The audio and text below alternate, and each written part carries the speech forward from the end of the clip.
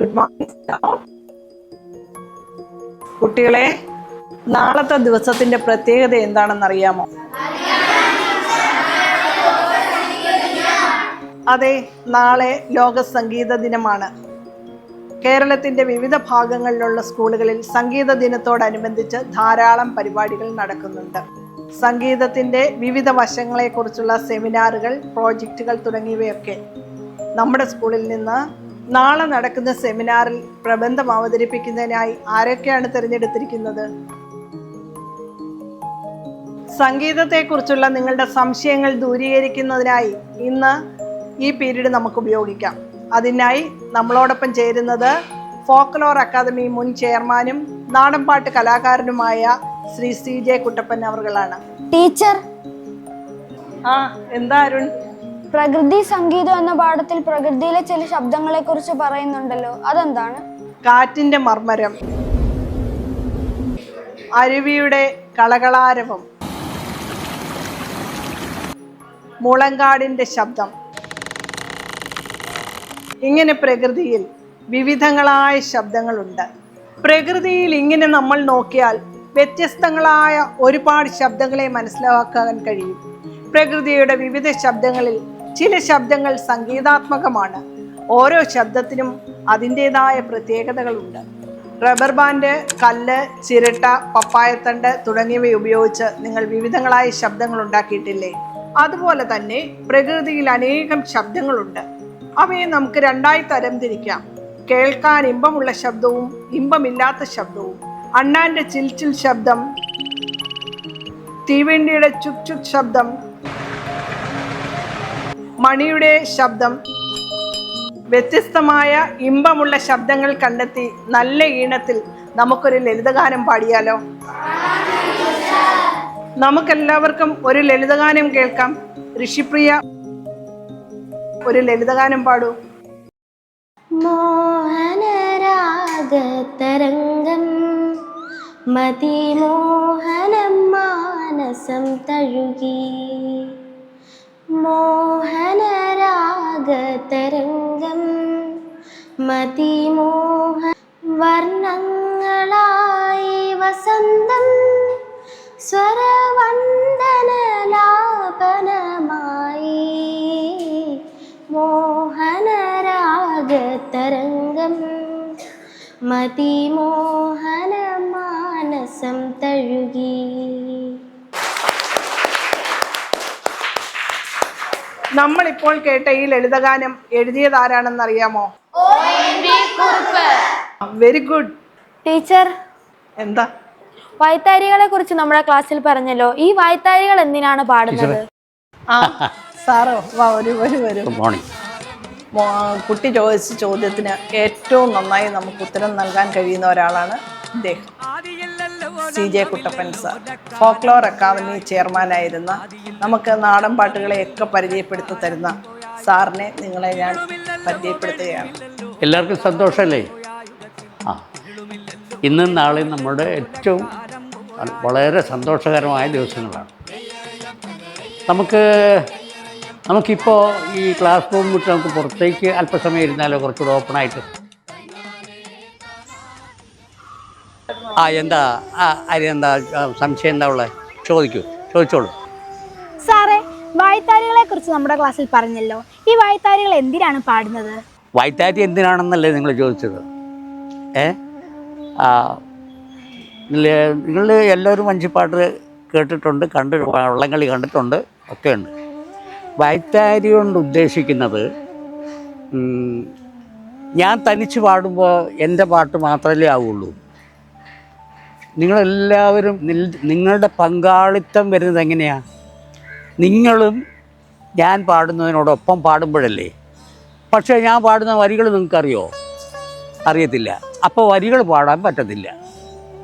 അപ്പോൾ അത് പെട്ടെന്ന് ആ വരികൾ ഗ്രഹിച്ചിട്ട് പാടി പറയാൻ പ്രയാസമാണ്. അപ്പം നിങ്ങളുടെ ഒരു ഒത്തൊരുമ, ഒരു കൂട്ടുചേരൽ എങ്ങനെ ഉണ്ടാകും? നിങ്ങളെ എങ്ങനെ എനിക്ക് എൻ്റെ കൂടെ ചേർക്കാൻ പറ്റും? അതിന് ഞാനൊരു വായ്ത്താരി ഉണ്ടാക്കും. ആ വായ്ത്താരി അക്ഷരങ്ങളോ വ്യാക്ഷേപ ശബ്ദങ്ങളോ കൂട്ടിച്ചേർത്ത് ഉണ്ടാക്കുന്നതായിരിക്കും, പെട്ടെന്ന് പാടാൻ പറ്റുന്നതായിരിക്കും വായ്ത്താരി. ഇപ്പോൾ വള്ളംകളിയുടെ വായ്ത്താരി എന്താ? ഇതകതോം പാടിക്കേ.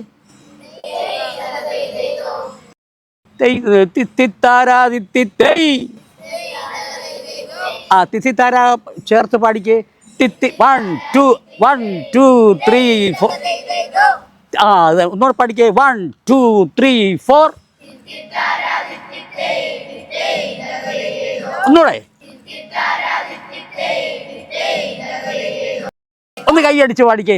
1 2 3 4.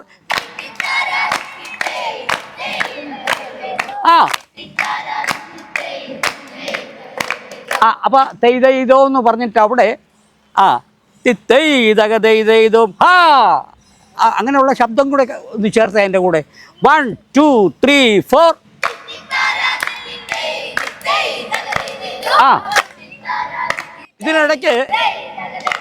ഇതിനിടയ്ക്ക് മോൻ ഇപ്പം കാണിച്ചില്ലേ, അപ്പോൾ കൈയൊക്കെ ഒന്ന് എടുക്കണമെന്ന് വെച്ചാലും എടുത്ത് ഒട്ടും കുഴപ്പമില്ല.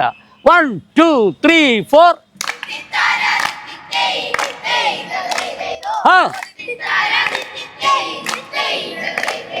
Very good. ഇപ്പൊ പാട്ട് എൻ്റേതാണോ? പിന്നെ ഞങ്ങളുടെ അല്ല, നമ്മുടേതായി ഇപ്പൊ പാട്ട്. ഇതാണ് വായ്ത്താരി, ഇതിന് വേണ്ടിയിട്ടുള്ളതാണ്. ഇപ്പം നമ്മളിപ്പോൾ ഞാനും നിങ്ങളും ഇല്ലിപ്പോൾ നമ്മളിപ്പോൾ ഒരുമിച്ച് പാടി ഇല്ലേ, അപ്പം നമ്മുടെ പാട്ടായി. ഇപ്പം നമ്മളിപ്പോൾ പാടിയ പാട്ട് ആരുടേതായി?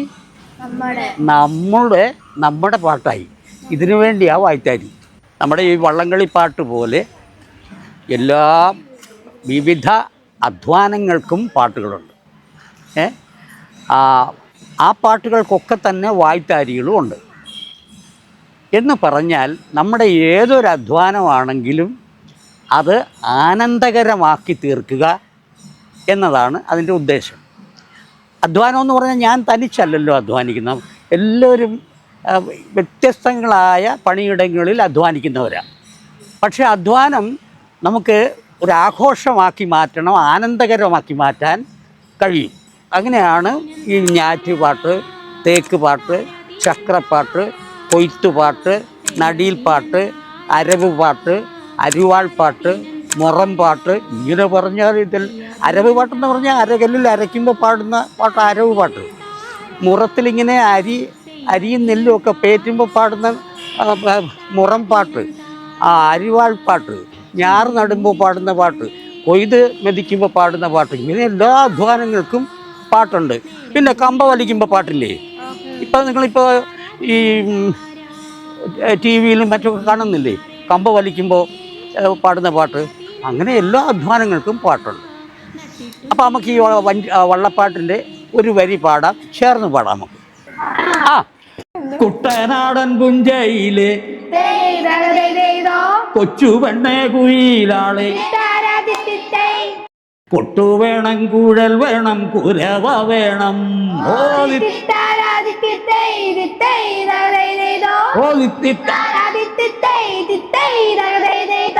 ഓക്കെ സാറേ, ഞങ്ങൾക്ക് ശ്രുതിയെ കുറിച്ചും താളങ്ങളെയും പറ്റിയും വിശദീകരിച്ച് തരാമോ? നമ്മളിപ്പോൾ ചേർന്ന് പാടിയില്ലേ വള്ളംകളിപ്പാട്ട്, വളരെ മനോഹരമായിരുന്നു. കാരണം എല്ലാവരും ഒരേ ശ്രുതിയിൽ ഒരേ താളത്തിൽ നമുക്ക് പാടാൻ പറ്റിയെന്നുള്ളതാണ്. അത് അത്രയും മനോഹരമായത് ശ്രുതിയും താളവും ഒന്നായിരുന്നു. ആ ശ്രുതിയും താളവും വളരെ ശ്രദ്ധിച്ച് കൃത്യമായി പാടിയതുകൊണ്ടാണ് അത്രയും മനോഹരമായത്. നമുക്ക് അത്രയും ആനന്ദം പകർന്നു തന്നതും അതുകൊണ്ടാണ്. അപ്പോൾ ഈ ശ്രുതി എന്ന് പറയുന്നത് നമ്മുടെ എല്ലാവരുടെയും ശബ്ദം വ്യത്യസ്തങ്ങളായ ശബ്ദമാണ് അല്ലേ? നിങ്ങൾ ഈ കൊതുക് മൂളുന്നത് കേട്ടിട്ടുണ്ടോ? എന്ത് മനോഹരമായ ശ്രുതിയല്ലേ?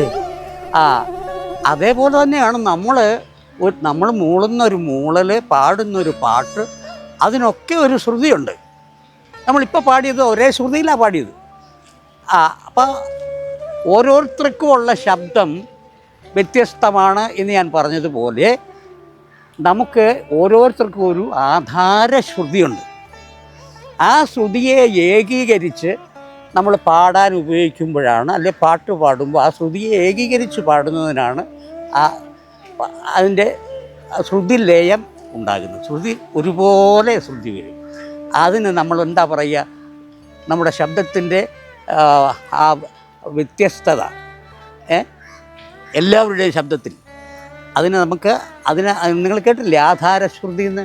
അതിനെ ആധാരശ്രുതി എന്ന് നമുക്ക് വേണമെങ്കിൽ പറയാം.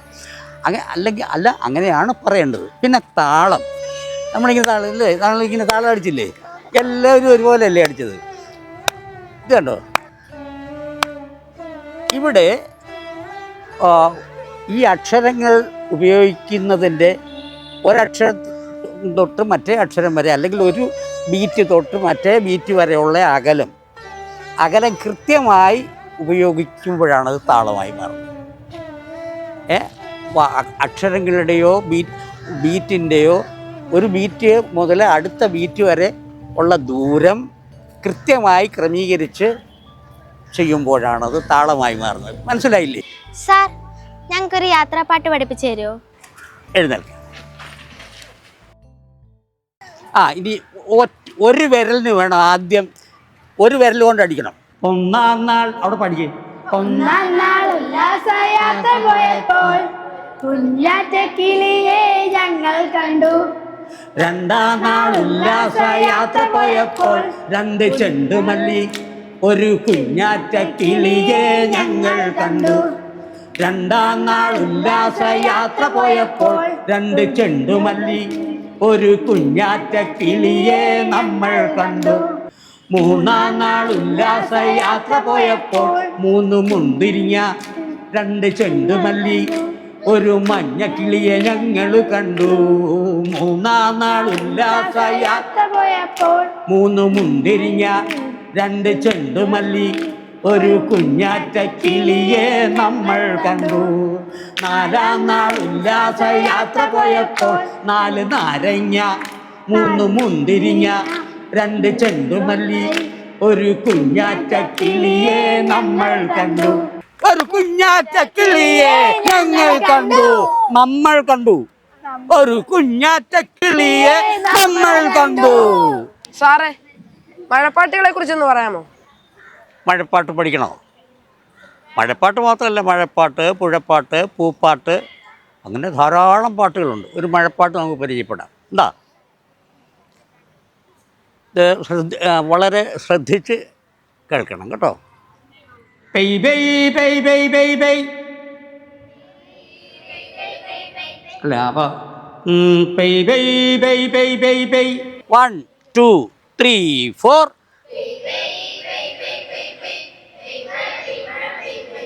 അത്രേ ഉള്ളൂ. കുറച്ചുകൂടെ ഉച്ചത്തിൽ പാടാമോ?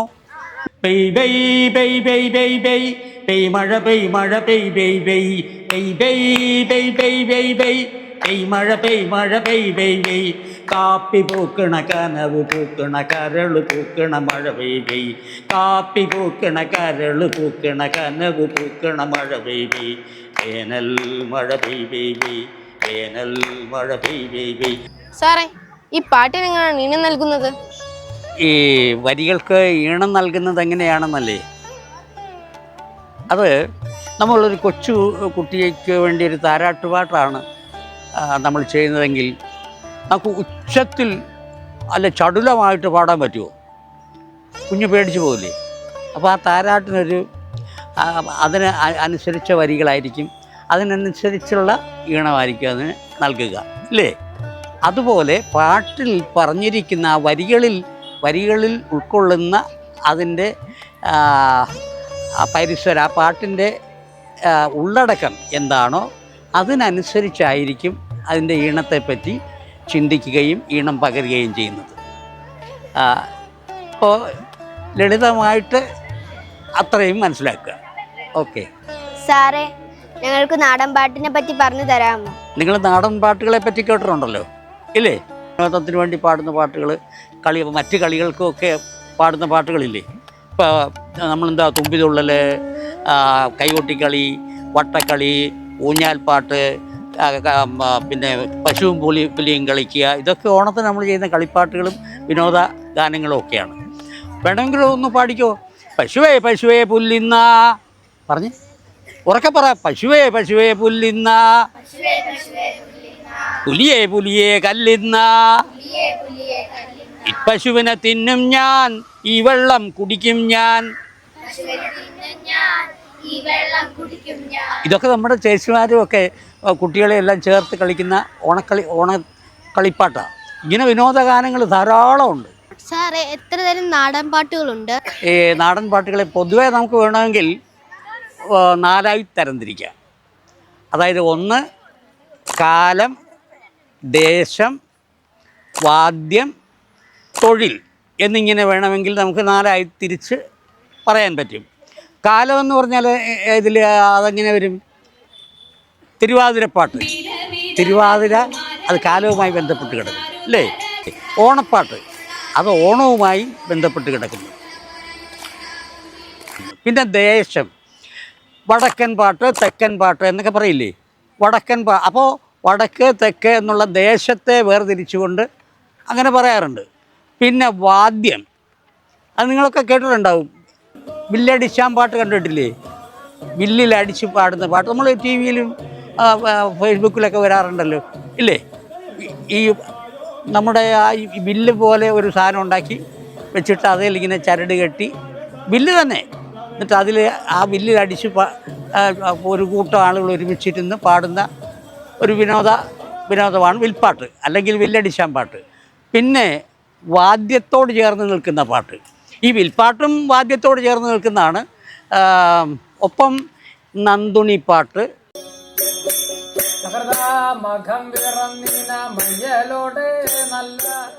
ഉടുക്കുപാട്ട്,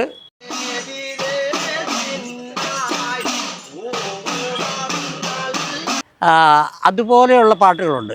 ഞാൻ രാവിലെ നേരത്തെ നമ്മൾ പറഞ്ഞായിരുന്നല്ലോ, ഏതാ മുറം പാട്ട്. മുറം എന്ന് പറയുന്ന ഉപകരണം ഉപയോഗിച്ച് പാടുന്നതാണ്.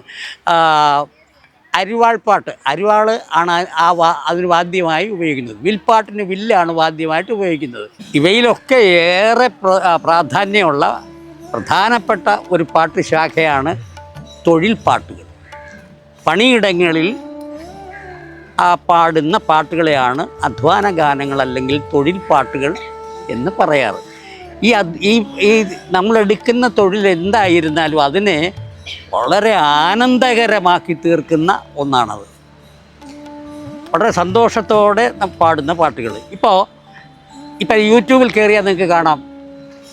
ലോവലമ്മ ലോവേലേ ലോവലമ്മ ലോവേലമ്മ ലോവലമ്മ ലോവേലേ ലോവലമ്മ ലോവേലമ്മ. കമ്പ വലിക്കുമ്പോൾ പാടുന്ന പാട്ടാ ലോവേലമ്മ. അപ്പം നിങ്ങൾ ലോവേലമ്മ എന്ന് പറയണം. ലോവേലമ്മ ലോവേലമ്മ ഹലോ വലമ്മ ഹലോ വലമ്മ ഹലോ വലമ്മ. കയ്യടി ലോവലമ്മ. എങ്ങനെയുണ്ട് സർ? ഹാപ്പി ആയില്ലേ? അപ്പോൾ ആ കമ്പ വലിക്കുക എന്ന് പറഞ്ഞാൽ കുടലിൻ്റെ ഉള്ളിൽ കിടക്കുന്ന വല വലിച്ച് 10-50 പേര് കൂടി വലിച്ചു കയറ്റുന്ന പണിയാണ്. ഭയങ്കര അധ്വാന. പക്ഷെ അത് വളരെ ആനന്ദകരമായി തീരുന്നത് ഈ സംഗീതത്തിലൂടെയാണ്. പിന്നെ പാടത്തും പറമ്പിലുമൊക്കെ പണിയെടുക്കുമ്പോൾ പാടുന്ന പാട്ടുകൾ കേട്ടിട്ടില്ലേ?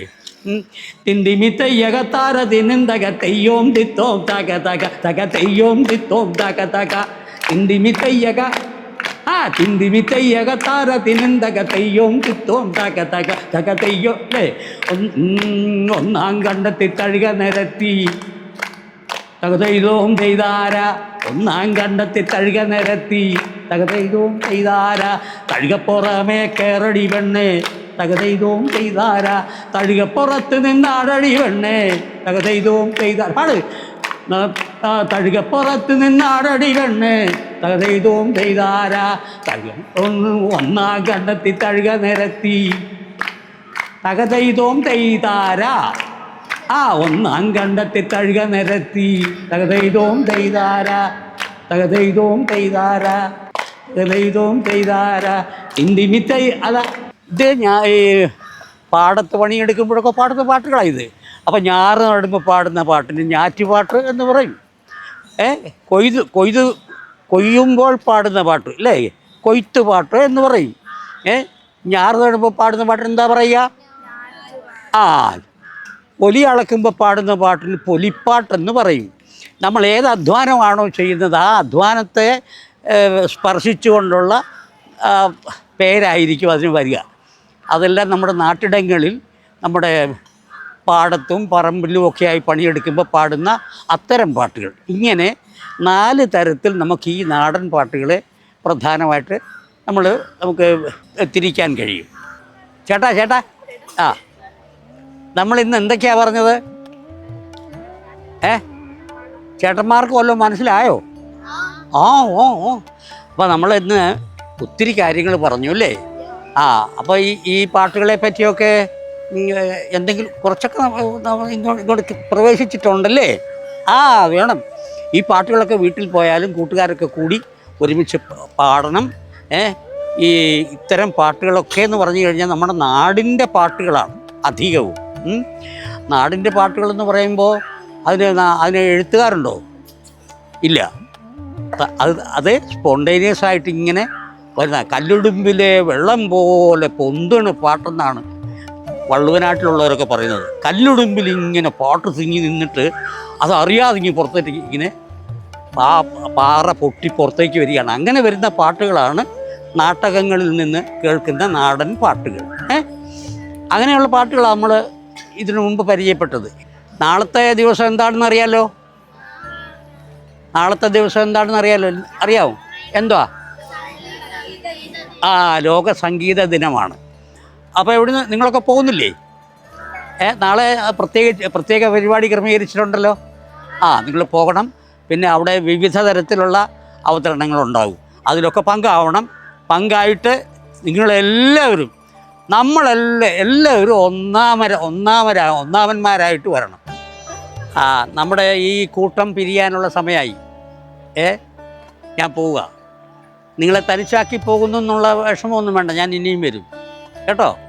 നമുക്കിനി വീണ്ടും നമുക്ക് ഒരുമിച്ച് കൂടണം. ഇതുപോലെയുള്ള കാര്യങ്ങളൊക്കെ നമുക്ക് പങ്കുവയ്ക്കണം, പാട്ട് പഠിക്കണം, കാര്യങ്ങൾ അന്യോന്യം പറയണം, സംശയങ്ങൾ ചോദിക്കണം അല്ലേ? എനിക്കുള്ള സംശയം ഞാൻ നിങ്ങളോടും ചോദിക്കും. എനിക്കറിയാൻ പാടില്ലാത്ത കാര്യങ്ങൾ നിങ്ങൾക്ക് അറിയാവുന്നതുണ്ടല്ലോ. അങ്ങനെയൊക്കെ നമുക്കിനിയും നമുക്ക് ഒരുമിച്ച് കൂടാം കേട്ടോ. അപ്പോൾ നമുക്ക് ചേർന്നൊരു പാട്ട് പാടി നമുക്ക് ഒരു ഡാൻസ് ചെയ്താലോ? എല്ലാവർക്കും കൂടെ ചേർന്നൊരു പാട്ട് പാടാം. എല്ലാവർക്കും പാടാവുന്ന പാട്ടേ ഞാൻ പാടത്തുള്ളൂ. എല്ലാവരും എഴുന്നേൽക്കും, കൈയടിച്ച് പാടണം കേട്ടോ.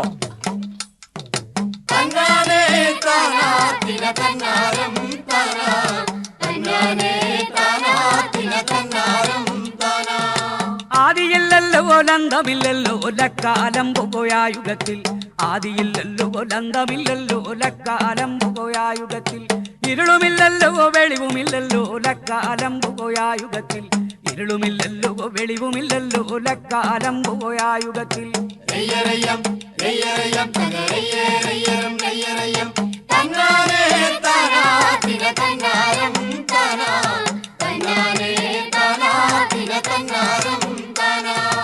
ഊണുമില്ലല്ലോ ഉറക്കമില്ലല്ലോ ലക്കാലം പോയായുഗത്തിൽ. ഊണുമില്ലല്ലോ ഉറക്കമില്ലല്ലോ ലക്കാലം പോയായുഗത്തിൽ. എണ്ണമില്ലല്ലോ എഴുത്തുമില്ലല്ലോ ലക്കാലം പോയായുഗത്തിൽ. എണ്ണമില്ലല്ലോ എഴുത്തുമില്ലല്ലോ ലക്കാലം പോയായുഗത്തിൽ.